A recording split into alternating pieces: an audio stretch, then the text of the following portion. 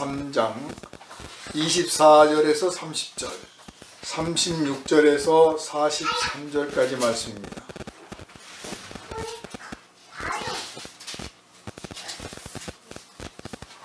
마태복음 13장 24절에서 30절, 36절에서 43절입니다.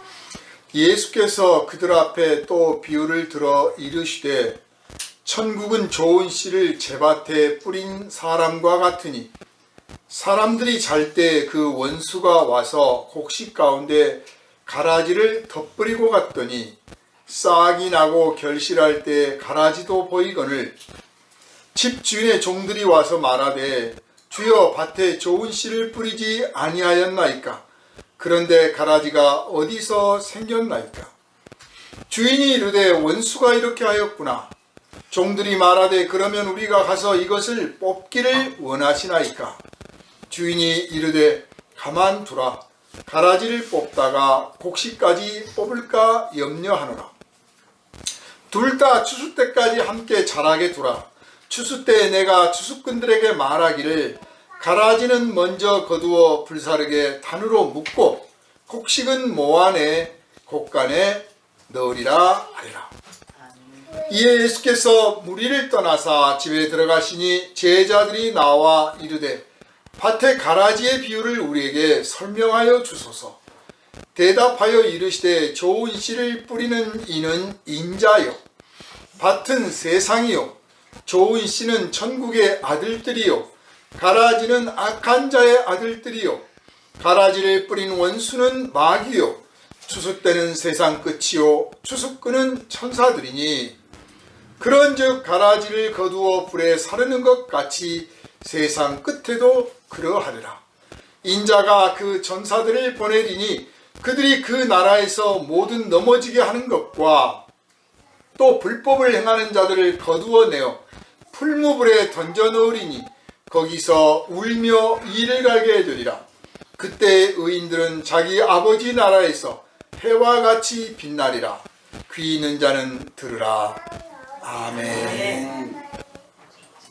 이 시간은 어느덧 추수 때가 되었습니다 하는 제목으로 함께 은혜를 나눕니다. 기도합니다. 우리를 사랑하시는 주님, 우리에게 영생을 주시고 날마다 영생을 누리며 살되 하나님께 영광을 돌리는 이 기쁨으로 충만한 예배 시간을 허락하시니 감사드립니다. 이 시간 우리가 주여 생명의 말씀을 들을 때 오직 성령께서 감화하시고 감동하시고 지혜와 지식을 더하여 주셔서 우리의 연약한 믿음이 더욱 굳세어지고 우리의 식은 사랑이 더욱 뜨거워져서 주님 앞에 온전케 새로워져서 하나님께 영광을 돌리게 합당한 삶으로 변화받는 이 시간 되게 하여 주시옵소서. 오늘은 어느덧 추수 때가 되었습니다 하는 제목으로 함께 은혜를 나눌 때 성령의 폭발적인 감동이 우리에게 임하심으로 우리가 말씀에 화답하여 아멘하고 하나님이 주시는 말씀과 함께 부어주시는 그 능력에 붙들린 바 되어서 세상 속에서 빛된 삶을 살기에 조금도 부족함이 없을 뿐만 아니라 주님이 바라시고 기대하시고 기뻐하시는 성령의 열매를 풍성히 맺는 삶의 결과를 맞이하게 하여 주시옵소서.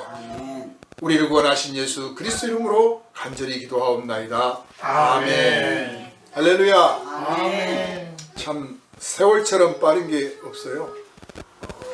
제일 빠른 게 아마 세월 같아요. 그죠? 어떤 분들은 뭐 30대는 30km로 50대는 50km로 80대는 80km로 간다고 하는데 생각하기 나름인 것 같아요. 정말 인간이란 존재는 다른 어떤 피조물과 달리 하나님을 아는 그 지식을 받도록 되어 있는 존재. 다른 각도로 말하면 종교적인 존재예요. 그래서 누가 시키지 않았는데도 누가 가르쳐주지 않았는데도 계절의 변화가 느껴질 때 특히 이렇게 가을이 되고 겨울이 다가오면 자기도 모르게 마음이 숙연해지고 인생을 돌아보고 죽음을 생각하고 하나님 앞에 내가 어떻게 갈 것인가. 뭐 하나님을 안 믿는 사람도 그럼 막연하게 내 인생의 종말을 내가 어떻게 맞이할 것인가, 올 한 해의 결과를 내가 어떻게 맞이할 것인가, 이런 생각을 저절로 합니다. 그게 하나님이 인간에게 주신 은혜죠. 누가 옆에서 촉구하지 않아도 때가 되면 하루를 저물 때마다, 일주일이 끝날 때마다, 한 달을 마감할 때마다, 또 이렇게 계절이 바뀔 때마다, 1년을 마무리할 때마다 인생을 돌아보게 한단 말이에요. 하루를 돌아보고, 일주일을 돌아보고, 한 달을 돌아보고, 이렇게 돌아봄으로써 삶을 정돈하고 새로운 삶을 다짐하고 삶의 가치를 발견하고 그 삶 속에 누렸던 것들이 무엇인지를 또한 돌아보면서 감사를 해요. 그 대상이 하나님이든 아니든 그렇게 할 수 있다고 하는 것 자체가 인간에게 주신 하나님의 은혜다. 그래서 이 은혜를 누릴 줄 알아야 되는 거죠. 반성할 줄도 모르고 돌아볼 줄도 모르고 고칠 줄도 모르고 말 그대로 날이 저무는 줄도 모르고 밖에서 뛰노는 애들처럼 그냥 인생을 그냥 다 소비해버려서 결국 주님 앞에 갔을 때, 아니 주님 앞에 갈 수 있는 그 힘이 하나도 없는 그런 상태가 되지는 말아야겠다 하는 것을 이 가을에 또 한번 생각하게 됩니다. 오늘 본문은 예수님께서 비유로 말씀을 하셨어요. 성경에는 예수의 말씀 중에 비유로 말씀하셨다라고 분명하게 비유라고 말씀하신 대목이 있고, 비유가 아니고 그냥 표현을 갖다 빌어 쓴 게 있습니다. 그렇다면 독수리가 모이는 곳에는 주검이 있느니라. 무화과나무 잎이 연하여지거든 여름이 가까이 온 줄로 알아라. 자, 이런 표현은 예수께서 비유로 말씀하신 게 아니에요. 그냥 경험상 당시에 살고 있는 그 시대를 같이 하고 있는 사람들에게, 그 특히 이 중동 지역에서 독수리가 날면 그 밑에는 분명히 짐승의 시체가 있는 거죠. 독수리가 시체를 뜯어먹으니까. 또 여름이 가까이 오면 무화과나무 잎이 연해지죠. 당연히 새순이 나고 이렇게 자라고 그렇잖아요. 그래서 누구라도 알 수 있는 그냥 경험을 같이 나누는 거죠. 이해를 돕기 위해서. 그것도 비유법 중에 하나라고 말하면 말할 수 있겠지만, 어떤 그 단어 자체가 혹은 그 스토리 자체가 중요한 어떤 메시지를 담고 있을 때는 분명하게 비유로 말씀하셨다 이렇게 해요. 그러나 그렇게 하지 않고 그냥 당신이 말씀하시는데 이해를 좀 도우려고 표현하는 때는 그냥 비유라고 표현을 하지 않습니다. 그러니까 비유로 말씀하시지 않은 것은 비유를 가지고 고민하고 연구하고 막 해석하느라고 골머리를 앓을 필요가 없어요. 어떤 분들은 무화과나무가 뭘 상징한다, 이스라엘이다, 그러니까 무화과나무 잎이 연해졌다, 여름이다, 그 이스라엘이 지금 번창한다, 그러니까 이제 이스라엘이 이렇게 번창하니까 곧 멸망이다, 막 복잡한 해석들을 만들어냅니다. 독수리가 모였다, 독수리는 로마 군대의 상징이다. 로마 군대만 독수리를 하고 있는 게 아니에요. 미국도 독수리예요. 백악관 상징이. 막 그걸 갖다가 이제 막 그게 무슨 뜻이다 하고 막 적용을 하려고 해요. 그런데 분명하게 비유라고 표현하지 않으셨습니다. 오늘은 분명하게 그들 앞에 또 비유를 들어. 그러니까 이 비유였느냐 아니었느냐는 이 성경의 기자, 성경을 기록하신 분, 당시에 그 주님의 제자들이 듣고 제자들이 배우는 과정 속에서 이건 주님께서 우리에게 이해를 돕기 위해서 비유로 하신 거다. 주님께서 이것은 그냥 말씀하신 거다. 이게 판단을 하고 그 가치관을 부여해서 여기다가 반영을 한 거잖아요. 그들 앞에 비유를 들었다. 무슨 비유를 들었느냐? 천국을 설명하기 위해서 비유를 들었다. 천국이라는 무엇인가를 설명하기 위해서 비유를 들었다. 자, 우리가 알고 싶은 천국은 어떤 천국입니까? 대개 사람들이 원하는 알고 싶은 천국은, 천국 가면 진짜 안 아파요? 제가 이렇게 그 병문안 가서 만나는 분들, 말기암 환자들 이런 분들이 하고 있는 공통된 의견은 그래요. 목사님, 천국 가면 이제는 안 아프겠죠? 제가 안 가봐서 잘 모르죠, 그죠? 근데 안 아플 겁니다. 왜냐하면 성경에 거기는 다시는 눈물 흘릴 일도 없고 뭐 고통이 없는 세상이라고 그랬으니 아프지 않을 겁니다. 얼른 천국 갔으면 좋겠어요. 암 환자들, 말기암 환자들은 더 이상 나을 가능성이 없다는 사실 때문에 살아있다고 하는 게 지겹습니다. 그래서 어떤 원망을 하느냐, 하나님 저한테 왜 그러시는 거, 왜 이렇게 저를 아프게 벌을 주십니까? 그런 생각들을 다 갖고 있어요. 빨리 죽어야 되는데 빨리 안 죽느냐. 이 잘 죽는 것도 참 복이죠. 그죠? 암 걸려서 낫지도 못하는데 그냥 일주일도 아니야, 내일도 아니고 그냥 몇 달 앞으로 어떻게 될지도 몰라. 의사는 또 어떻게 살려내려고 또 기를 쓰고 수명을 연장한단 말이에요. 그러면 막 어떤 분은요, 그 병간호가 하는 딸한테 야, 총 가지고 와서 나 쏴 죽여주라. 그럼 아버지도 있었고, 또 아들이 의사인데 아버지가 야, 청산가리 좀 가져와서 주사 좀 놔주면 안 되냐 그러더라는 거. 너무 힘드니까. 나을 수 있다, 1%라도 나을 수 있다, 그러면 견뎌보는 거죠. 가능성. 이 가능성이라는 게 여러분 1%가 별거 아닌 것 같지만 1%가 100%예요 99%의 가능성이 있으니까 당연한 겁니까? 그 1% 때문에 안 될 수도 있잖아요.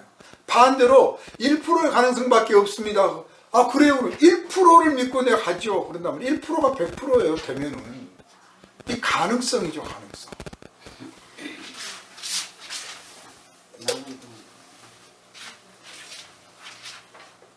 근데 오늘 천국에 대해서 말씀을 하시기를 예수께서 천국은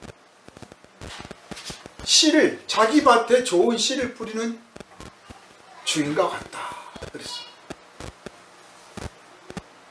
자기 밭에다가 좋은 씨를 뿌리는 그 농부와 같다는 거예요. 그 농부가 가지고 있는 기대, 그 기대가 뭘까요? 우리가 천국을 듣기를 원하고 천국에 대해서 알기를 원하는 것은 천국이 얼마나 좋은가요? 두 번째로 알고 싶으면 그것은 천국은 어떤 사람이 들어가나요? 그거잖아요. 천국은 얼마나 좋은가? 두 번째로 누가 천국에 들어갈 수 있는가? 세 번째 이제 나는 거기에 해당되는가? 뭐 이런 거잖아요. 그런데 예수님은 그런 관심과는 모르는 바도 아닌데 다 알고 있는데 다른 말씀을 하세요. 그래서 이 비유를 알 것 같기도 하고 모를 것 같기도 하는 게 현실입니다. 예수님은 말씀하시기를 천국은 좋은 씨를 제 밭에 뿌린 사람과 같으니, 천국이란 자기 밭에다가 좋은 씨를 뿌린 사람과 같다. 여기서 여러분은 천국이 어떤 이미지로 다가옵니까?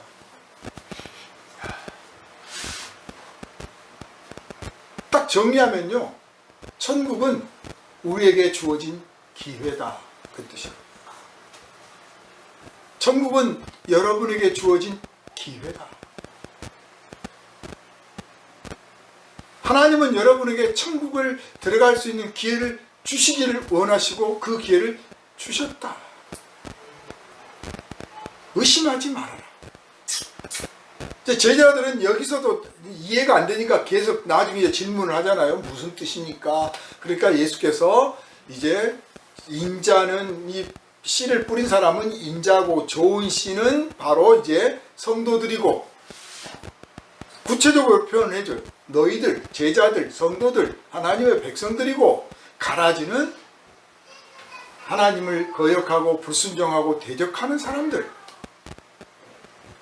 우리가 좋은 씨라면 우리는 분명하게 의심할 여지 없이 주인의 곳간에 들어가는 알곡을 주님께 드리고, 다시 말해서 우리 자신이 주님께 기쁨이 되어서 하나님의 나라에 들어가는, 우리가 천국 들어가려고 하는 것은 우리가 좋으려고 들어가려고 하는데, 하나님의 관점에서 보면 하나님께서 거두시고자 하는 거예요. 우리가 하나님의 기쁨이 되어야 돼. 우리가 하나님의 기쁨이 되었을 때 우리가 천국에 들어가는 거예요. 반대로 우리가 하나님의 근심이 되고 슬픔이 되고 노여움의 대상이 됐다, 천국에 들어갈 수가 없죠. 우리가 보기 싫은 걸 누가 집에다 갖고 옵니까? 더러운 것을 누가 집에 가져갑니까? 사랑하고 아끼고 좋은 걸 가져가잖아요. 알곡을 곳간에 들이잖아요. 그러니까 천국은 우리에게 주어진 기회이고 우리는 그 기회를 붙잡은 사람들이다. 이 말씀을 여기에 함축적으로 표현을 하고 있습니다. 월급날 월급 받는 사람은 사실 일을 잘했든 못했든 월급만 받으면 돼요. 우리나라 국민들은 그래도 참 근면한 분들이고 말그대로 좀 양심적이고 그래서 자기가 좀 일을 많이 못했으면 월급 받기가 조금 미안하죠. 반대로 또 일을 많이 해서 돈을 많이 벌도록 해줬으면 월급만 받으면 좀 서운하죠. 보너스는 안 주나? 월급 좀 안 올려주나? 그래요. 그런데 이제 사회주의 국가는 일을 잘하든 못하든 딱 정해진 월급만 받으면 되거든요. 그러니까 가급적 일을 안 하려고 하죠. 그래서 중국에서 온 사람들, 이 사회주의 국가에서 온 사람들은 이 자본주의 국가에 오면 자본주의 사람들이 볼 때는 너무너무 게으른 거예요. 한량없이 게을러. 그러나 그 사람은 자기한테 유리하게 사는 거죠. 어떻게 해서든 일 안 하고 월급만 받으면 돼. 정해진 대로. 왜 안 주냐고 그래요. 일 잘하느냐 못하느냐가 중요한 게 아니야. 월급을 받느냐 못 받느냐가 중요하지. 그래서 이 추수감사절이 이제 다음 주인데 이렇게 가을에 수확철에 수확의 기쁨이라든지 수확을 얻기 위하여 수고했던 그 수고라든지 그리고 이 농부가 씨를 뿌리는 마음이 어떠하며 종자를 남겨두는 마음이 어떠한지를 사실 월급쟁이들은 몰라요. 정해진 일 그리고 정해진 급료를 그냥 받는 그런 생활만 해왔기 때문에 가능성이 딱 제한되어 있죠. 거의 같은 일을 하고 같은 급료를 받으니까 변수가 별로 없는 거예요.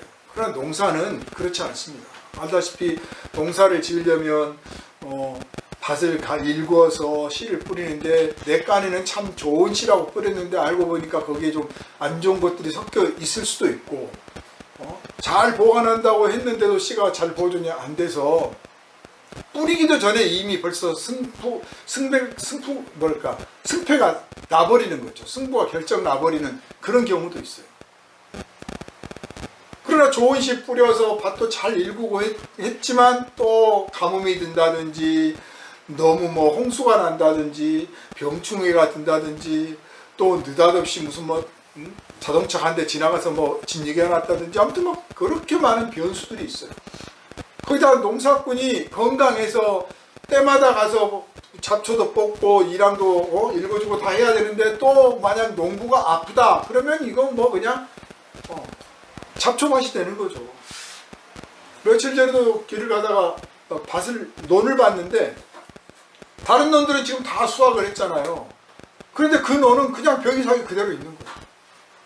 그 집에 무슨 병고가 생긴 거죠. 아무도 그걸 거두질 않으니까 그냥 밭에서 논에서 그대로 마르고 있어요. 야, 참 안 됐다. 남쪽 지방에 가보면 이렇게 벼이삭에서 거기서 싹이 나는 그런 데도 있어요. 주인에게 무슨 일이 생긴 거죠. 아무튼 그런 별 탈 없이 정말 많은 변수가 있는데 그런 일을 다 잘 넘어갔을 때 그나마 수확을 하는 거죠. 그런데 예수께서 지금 천국을 그런 줄을 알고 자기 밭에다가 좋은 씨를 뿌렸다. 그런 주인과 같다라고 표현했습니다. 많은 변수가 있어요. 그 변수를 모르는 바가 아니야. 알고 있는데 그렇게 한다는 거예요. 그런데 사람들이 잘 때 그 원수가 와서 곡식 가운데 가라지를 덧뿌리고 갔더니 싹이 나고 결실할 때 가라지도 보이거늘. 가라지가 뭘까요? 가라지를 우리말로 표현하면 강아지풀이에요. 강아지풀. 강아지풀 딱 보면 딱 잘라서 보면 누가 봐도 곡식처럼 보이잖아요. 그런데 사람은 못 먹어. 사람은 못 먹어. 가라지는 모양은 곡식 같은데 사람은 못 먹는 거예요. 곡간에 들일 수가 없어. 그러니까 이게 기대에 어긋날 뿐만 아니라 오히려 방해거리가 되는 것들이죠. 그걸 발견했습니다. 그래서 주인한테 와가지고 이 가라지가 보이는데 아예 뽑아버리시죠. 모양이 벌써 다르잖아요. 될성 싶은 나무는 떡잎부터 알아보고 못된 녀석들도 떡잎부터 알아본다니까요. 그런데 요거 그럼 제거할까요? 그랬더니 놔둬라. 그걸 뽑다가 오히려 곡식까지 다칠 수 있잖아요. 하나님이 이 더러운 세상이라고 우리가 가끔 느낄 때가 있는데 이 더러운 세상을 왜 심판하지 않으실까요? 왜 당장 불벼락을 안 내리실까요? 하나님이 정의가 없어서도 아니고 능력이 없어서도 아니에요. 그 가운데 더불어 살아가고 있는 하나님의 백성을 아끼시기 때문에 그러는 거예요. 그럼에도 불구하고 우리는 하나님 왜 심판을 안 하십니까? 하나님 왜 불벼락을 안 내리십니까?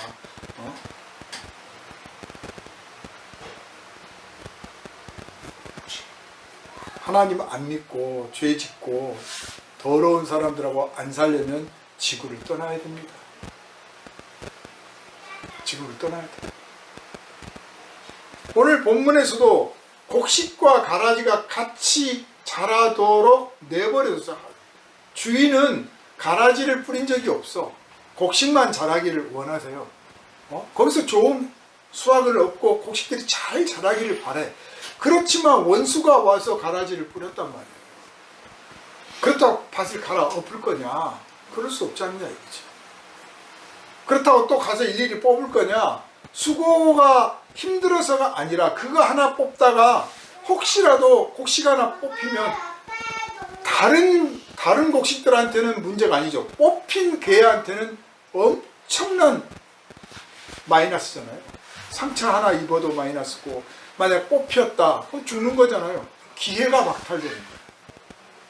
제가 어제 카톡방에 미국 요번에 그 부통령으로 대통령 당선에 더불어서 런닝메이트 대해서 부통령 당선된 사람에 대한 이야기를 제가 올려놨잖아요. 다들 보셨나 모르겠어요. 그 아주 불우한 환경 속에서 자란 사람이에요.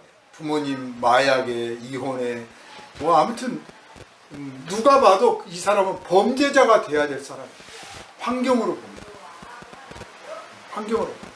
그런데 6살 정도 위에 있는 누나가 어떻게든지 자기도 어리면서 그 동생을 보호하려고 애를 썼고 이제 할머니 집에 맡겨졌는데 이 할머니가 내가 죽는 한이 있어도 너는 내가 지킨다. 뭐 이런 각오가 단단하신 분이에요. 나중에 그분 돌아가시고 나서 집을 이렇게 청소하다 보니까 총이 19자루가 발견됐대. 다 총알을 장전해가지고 중요한 데마다 다 놔둔 거야. 누가 침범하면 쏘려고. 그만큼 내 집은 내가 지킨다 이런 의식이 굉장히 강했는데 걔한테 이제 손자한테 공부해라. 공부를 해서 뭐하는데 왜 나만 갖고 그래 이런 식인 거죠. 왜 저도 그랬어요. 공부해라고. 공부해서 뭐하는데 다 정해져 있잖아요. 실제로 세상은 우리가 아닌 것처럼 생각하지만 빈익빈 부익부 기득권자들이 다 가져가는 세상으로 되어 있어요. 옛날에도 그렇고 지금도 그렇고 앞으로도 그럴 거예요. 그러니까 그런 걸 몰랐을 때는 그냥 철없이 놀지만 딱 알고 나면 내가 해서 뭐하랴 이런 막 절망감 소외감, 패배감, 막 울분 막 이런 것들이 솟구치게 마련인데 이 친구도 내가 공부해서 뭐 하는데요? 나 놀고 싶어요. 공부 안 할 거예요. 그러니까 공부를 해야 되는 이유는 공부를 해서 잘 되는 게 아니라 잘 될 수 있는 기회를 한번 가져보려고. 공부를 하고 노력을 하고 건강관리를 하고 인생을 열심히 하는 이유는 그렇게 해서 꼭 잘 되지 않더라도 적어도 기회는 가져볼 수 있다. 한번 도전해 볼 수 있는 도전선상에 서볼 수 있지 않느냐. 기회. 그래서 이 사람이 거기서 각성을 해가지고 열심히 공부를 했어요. 결국은 인생의 그 많은 트라우마를 지금도 그 트라우마가 아직도 있다고 하는데 그 트라우마를 극복해 가면서 책을 썼고 책이 베스트셀러가 돼서 유명해지고 유명해져서 이제 정치에 참여하라고 권유를 받아가지고 결국 정치에 입문해서 그 젊은 나이에 미국 부통령이 됐습니다. 트럼프가 이 사람은 진짜 내가 싫어하는 마약을 미워할 거고 아무튼 트럼프 정책에 딱 성공 케이스인 거예요. 이 사람을 내버려두면 어떻게 망할 것인가. 그러나 이 사람이 어떻게 성공했는가 이걸 딱 보니까 이 사람을 런닝메이트로 쓰고 후계자로 만들어야겠다. 그래서 공공연하게 뭐 미국 보수의 후계자, 트럼프의 후계자 이런 말을 듣습니다. 정치 훈련을 받고 있는 거죠. 생각도 아주 올바라요. 그런데 그 전체적으로 메시지가 그거예요. 그 사람의 책에서도 그렇고 정책도 마찬가지고 오늘 본문과도 통하는데 기회를 주자. 기회를 주자. 사랑하는 사람한테 기회를 주자. 적어도 기회를 빼앗는 일은 없게 하자. 이런 거거든요. 다치고 망하고 뽑힌 사람은 그 기회를 박탈당하는 거예요. 그래서 그 한 사람의 기회를 박탈하지 않기 위해서 곡식을 내버려 둬라. 가라지도 더불어 내버려 둬라. 마지막 때 거두면 되지 않나. 이런 생각을 좀 한다면 사실 우리가 요즘 뭐 인권 하는데 정말 인권이란 무엇인가 했을 때 인권은 누구에게나 동등해야 되잖아요. 근데 요즘 법 체계라든지 사회가 돌아가는 걸 보면 피해자의 인권보다 가해자의 인권을 더 보호해 주는 것 같아요. 여기서 곡식 가라지를 뽑다가 곡식을 뽑힐까 하느라 곡식이 혹시 상하면 안 되지 않느냐. 지금 피해를 당하지 않게 하려고 하는 의식이 있는 거예요. 피해자 중심이에요. 예수님의 사고는. 그런데 요즘 말하는 인권, 뭐 하나님의 사랑이니 뭐 그리스도의 사랑이니 하면서 뭐라고 떠들어대는 사람들은 가해자 중심이에요. 피해자는 이미 피해를 입었으니까 죽은 놈은 말이 없고 죽은 사람 할 수 없고 운명이고 하나님 뜻이고, 가해자의 인권, 만약에 이 사형을 언도해서 사형을 집행해버리면 그 중에 억울한 사람 하나라도 나오면 어떻게 하냐. 그래서 그 악질 흉악범들 사형을 집행을 하지 말자는 거예요. 한 명이라도 억울한 일이 없어야 되니까. 그럼 반대로 죽은 사람은, 연쇄살인 당한 사람들은, 강간당하고 죽은 사람들은 그럼 어쩌라고. 그 사람들의 인생 기회는 누가 보상해 줄 건데. 전혀 형평성에 맞지 않은 거죠. 오늘 예수께서 말씀하시는 이 천국에 대한 말씀은 단순히 우리가 죽어서 가는 천국만 말씀하고 있는 게 아니고 삶의 현장 속에서 우리가 어떻게 살아야 되는가, 심지어는 곡식을 상하지 않기 위해서 가라지에게도 기회를 주고 계시잖아요. 가라지도 기회를 줘. 그만큼 형평성을 유지하는데 무엇보다도 정말 보호해야 될 대상을 확실히 보호하기 위해서 어쩔 수 없이 가라지를 보호하는 거예요. 가라지가 좋아서가 아니라. 그런데 우리는 곡식은 망해도 좋으니까 가라지를 보호하자 쪽으로 가고 있단 말이에요. 이런 엉터리 정치가 어디 있습니까? 그런 법을 그냥 좋다고 받아들이고 있어요. 생각해보니까 그 말이 맞네요. 억울한 사형당하면 안 되지. 죄가 없었는데 억울하게 사형당하는 건요, 말 그대로 오판이잖아요. 그런데 우리나라 역사에서는 오판이 거의 없어요. 잘 몰라서 판결을 그렇게 한 게 아니고 의도적으로 정치적으로 이 판사들의 의식 구조가 문제가 있어서 잘못된 판결을 내려가지고 죽임을 당한 사람들이 많았죠. 형사사건에서 억울한 일은 극히 드물었고 대개는 정치적 사건에서 뭐 간첩이다 뭐다 다 씌워가지고 처벌을 했지 않습니까? 그 판사가 보면 알 수 있는 내용인데 알면서도 판결을 한 거예요. 그 억울한 죽음을. 그래서 그런 억울한 죽음 때문에 이 흉악범들, 연쇄살인범들을 놔둘 것이냐.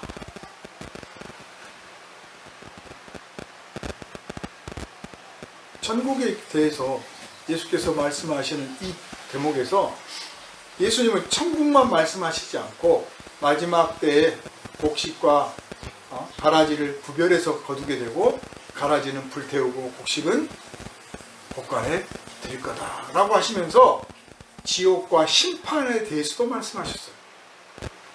지옥과 심판이 없는 천국이 없고 천국이 없는 지옥과 심판이 없는 거예요. 동등하게 기회가 주어지고 있는 거죠. 다만 우리가 좋은 씨를 뿌렸다고 말씀하셔서 우리가 바로 그 좋은 씨, 좋은 씨란 뭡니까? 주인에게 좋은 열매, 풍성한 열매를 맺어 드리려고 하는 곡식이죠. 우리를 사랑하시는 하나님에게 우리가 하나님 앞에 영광을 돌리고 그 하나님 은혜에 감사하며 하나님이 바라시는 선한 열매를 맺으려고 할 때 우리는 좋은 씨예요. 그런데 하나님이 내게 인생의 기회를 주시고 나를 사랑하시고 나를 구원해 주시고 뭐 어떻게 말을 할지라도 어떤 이론을 주장할지라도 내가 실제로 내 삶의 현장에서 좋은 열매를 맺으려고 하지 않고 있다. 좋은 열매를 맺어내지 못하고 있다. 양이 많은 게 중요한 게 아니라 방향성이죠. 어떻게든 좋은 열매를 맺으려고 하면 좋은 곡식이지만 그렇게 하지 않고 그냥 나는 내가 원하는 대로 내 멋대로 내가 살고 싶은 대로 살다가 죽으면 그만이지 뭐. 나 천국 가게 해주면 고맙고 못 가도 할 수 없어. 뭐 까있고 뭐 이렇게 산다면 그게 가라지인 거죠. 가라지. 가라지도 나름 열심히 살아요. 범죄자들도 열심히 삽니다. 악당들도 열심히 살고요. 교회를 핍박하고 짓밟았던 사람들도 나름 열심히 살아요. 자기 행복을 추구하고. 그러나 그들이 좋은 열매를 맺는 곡식입니까? 좋은 씨였습니까? 아니다. 인생의 기회는 똑같이 주어졌지만 여전히 그 기회를 하나님 앞에 영광을 돌릴 수 있는 아름다운 인생으로 살아가는 사람이 있는가 하면 자기 살고 싶은 대로 살아가는 인생. 점점 세상은 자유다 인권이다 그러다 보니까 자기 살고 싶은 대로 사는 세상이 되어가는 거예요. 살고 싶은 대로 사는 세상.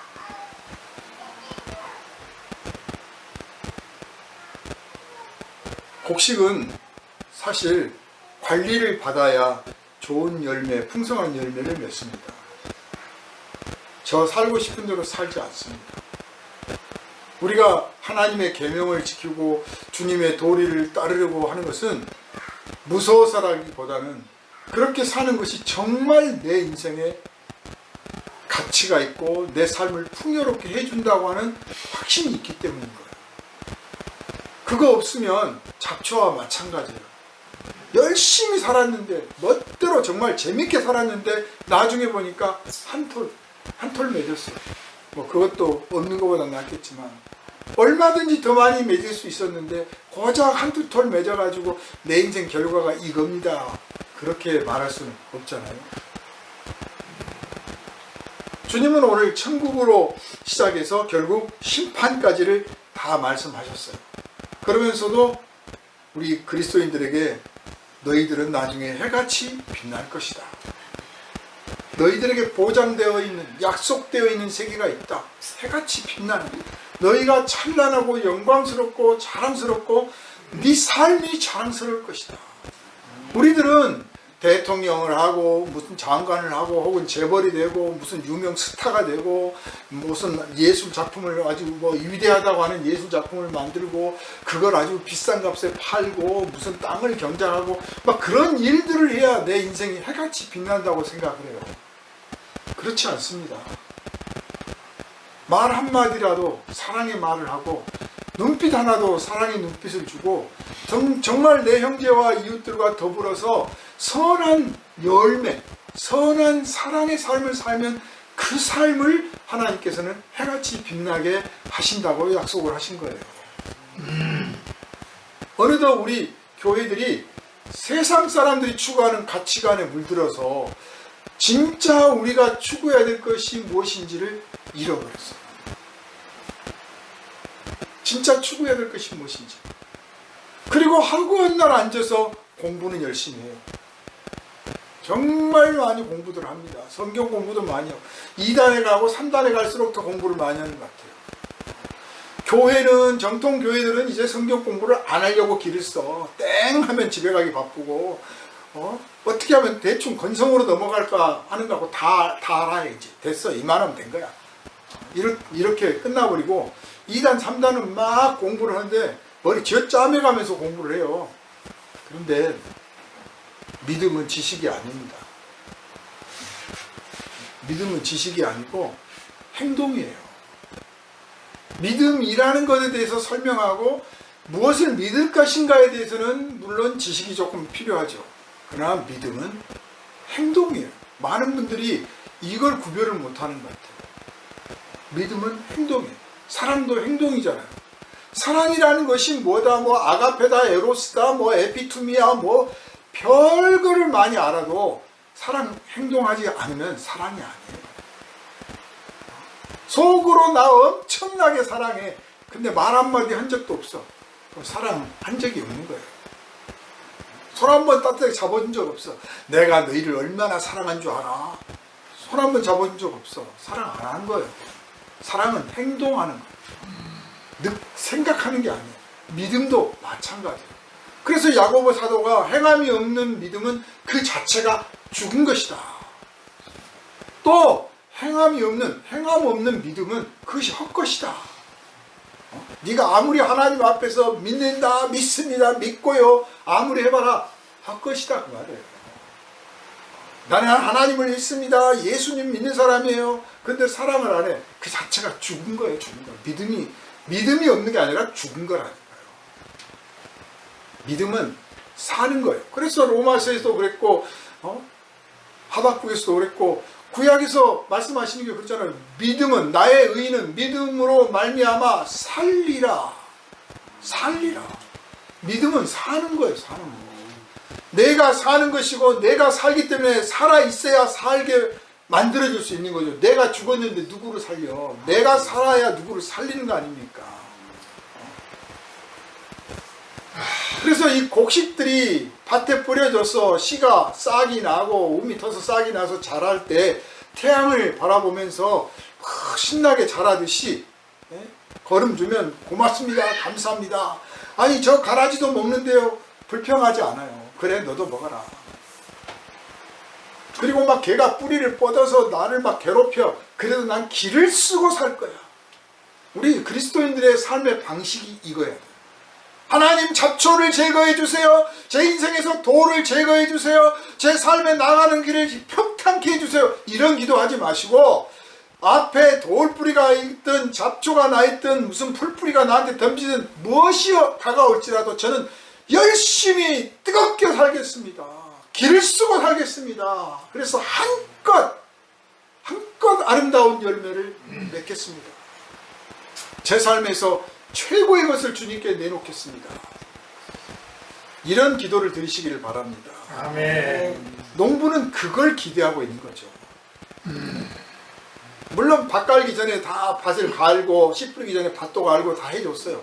비료도 주고. 그렇지만 원수가 와서 가라지를 뿌렸어.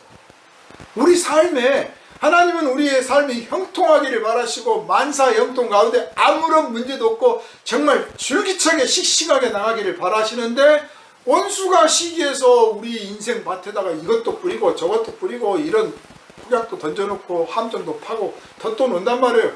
그럴 때 우리가 지혜롭게 잘 나가면 좋은데 때로는 건방져서 때로는 게을러서 때로는 의심이 많아서 아무튼 일이 넘어지고 저리 자빠지고 막 묶이고 막 그럴 때가 있잖아요. 그럴 때마다 우리는 좋은 시니까 일어나서 태양을 향해 일어나던 곡식처럼 주님을 향해서 일어나서 제가 열매를 맺겠습니다. 이제라도 열매 맺는 삶을 해내겠습니다 하고 살아나가는 것을 주인은 기대하고 있다. 그게 천국이다. 천국을 맛보는 게 그거예요. 시작이에요. 천국 시작.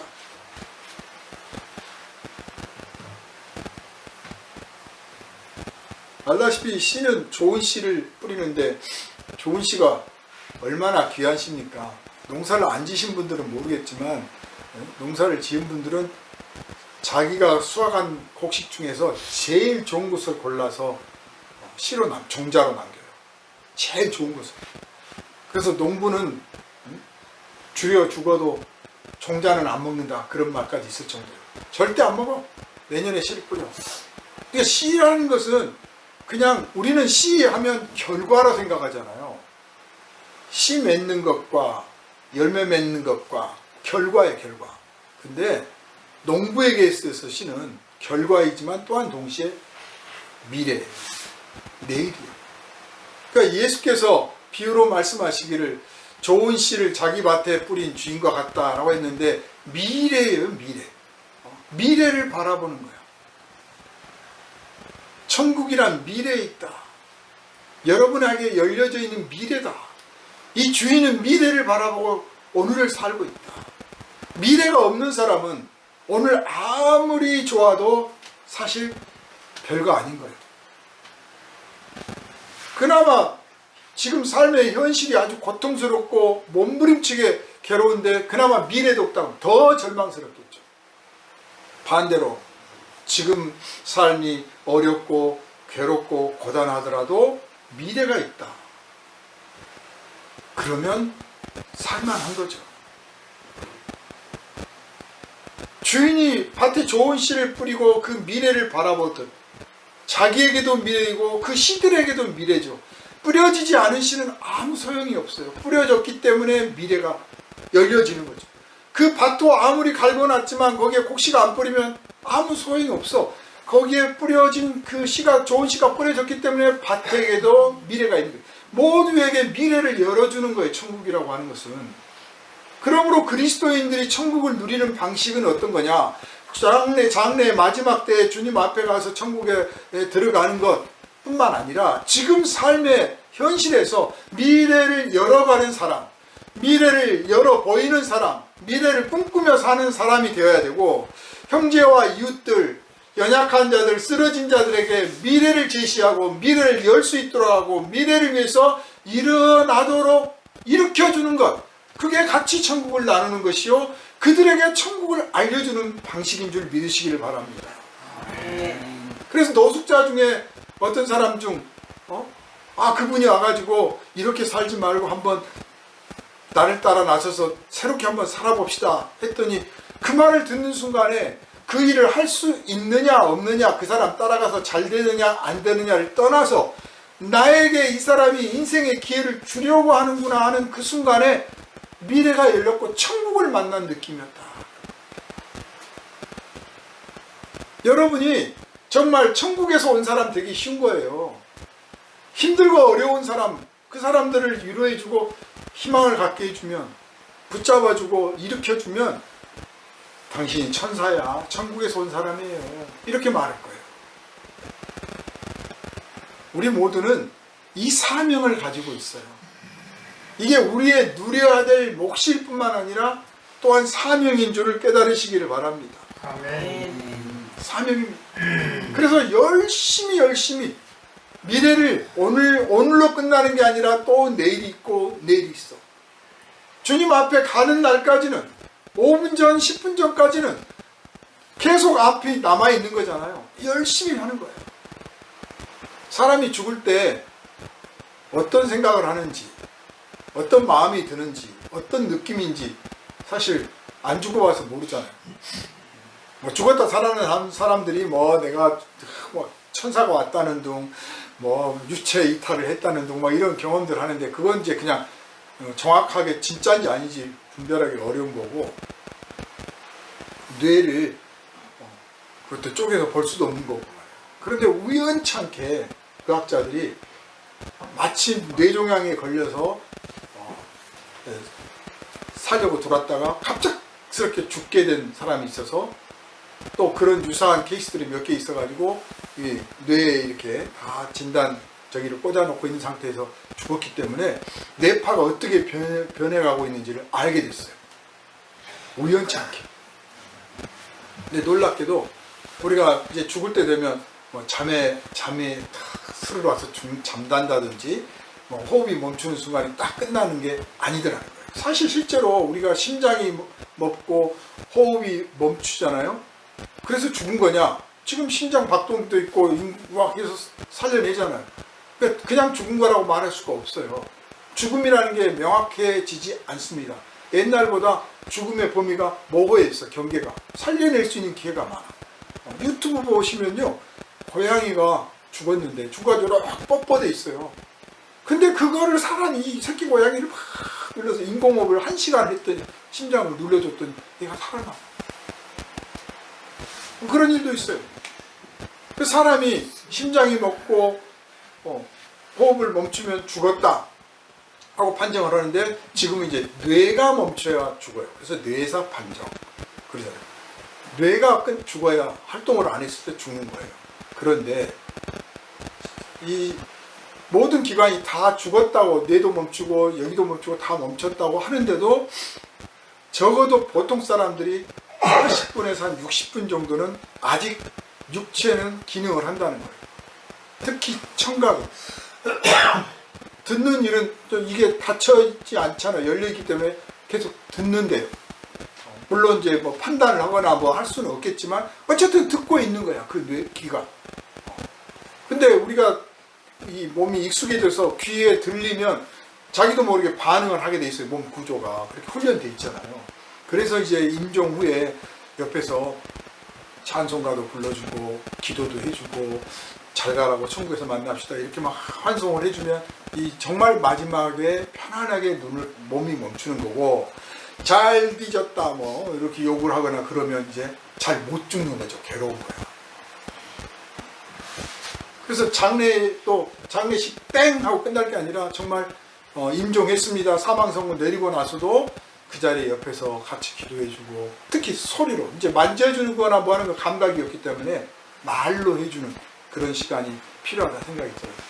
어쨌든 의학자들이 이제 관찰을 하게 됐는데 사람이 죽기 직전 또 죽었다라고 판정을 내린 직후에 이 의식구조, 생각하는, 철학적으로 생각하고 판단하고 하는 이쪽 뇌가 굉장히 활성화된다.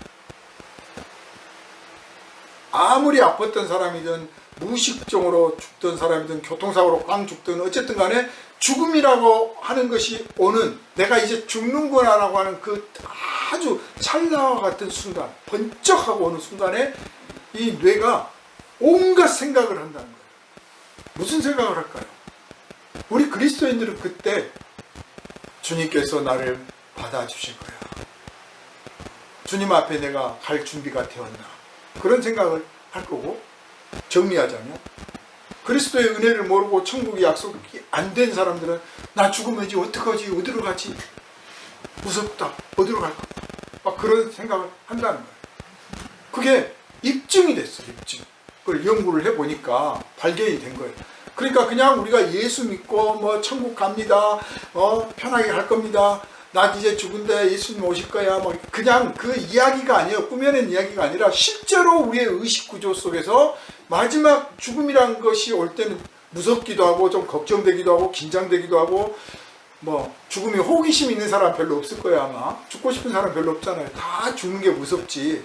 그런데 그 순간에, 그 짧은 순간에 우리의 의식이 막 활동을 하는데 이 천국이 약속된 사람, 영생이 약속된 사람은 주님께서 나를 마중 나오실 거야.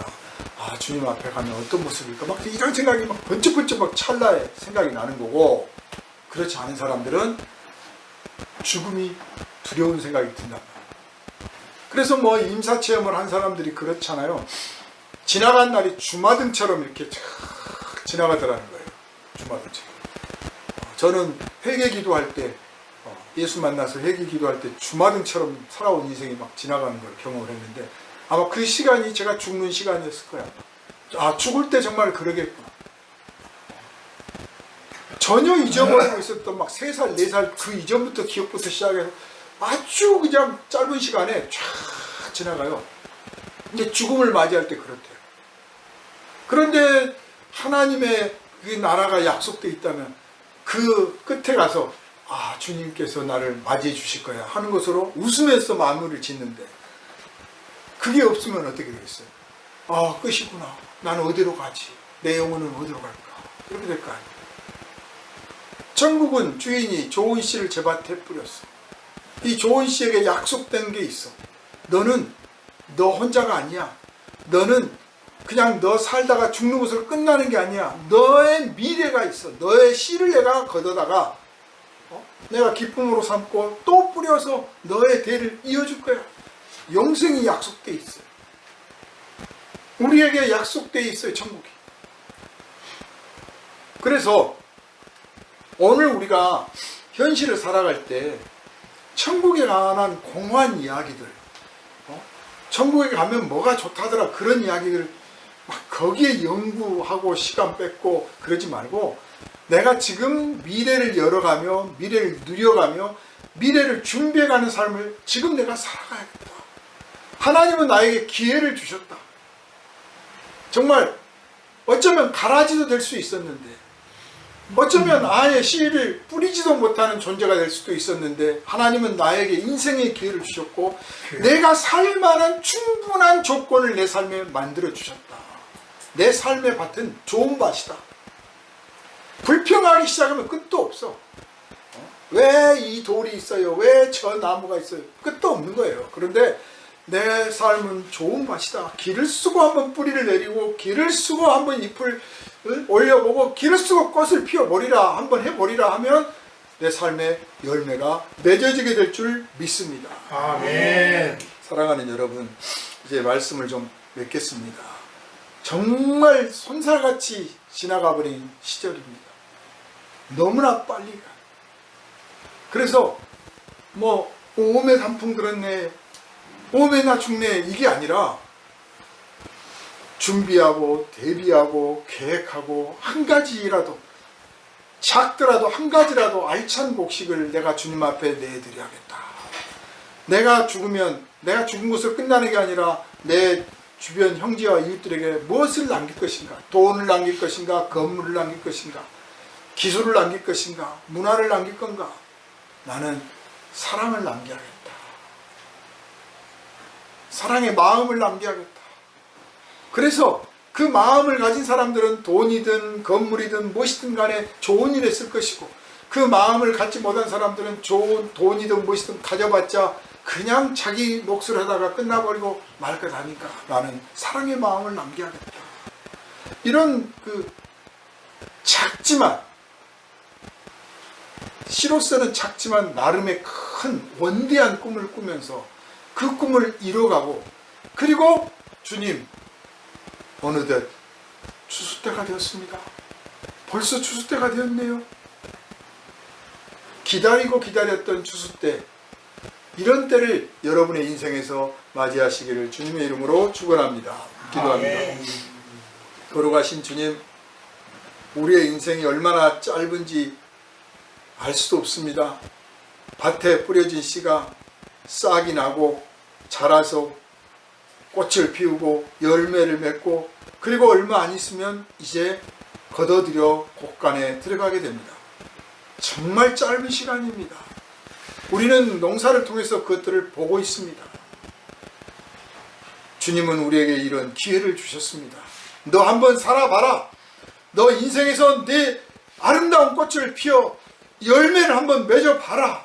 내가 너를 기대하고 내가 너를 위해서 햇빛과 비를 내려주리라 하신 은혜를 받고 출발했습니다. 주님, 우리의 삶이 현실이 어떠하든 간에 반드시 주님 기뻐하시는 열매를 맺는 삶이 되게 하여 주시옵소서. 옆에 어떤 가라지가 자라더라도 타나지 않고 주님 바라시는 열매 맺기에 힘을 다하게 하여 주옵소서. 지식으로 그치는 것이 아니라 행동하게 하여 주옵소서. 내 삶이 전부가 되게 하여 주시옵소서. 우리를 구원하신 예수 그리스도 이름으로 간절히 기도하옵나이다. 아멘.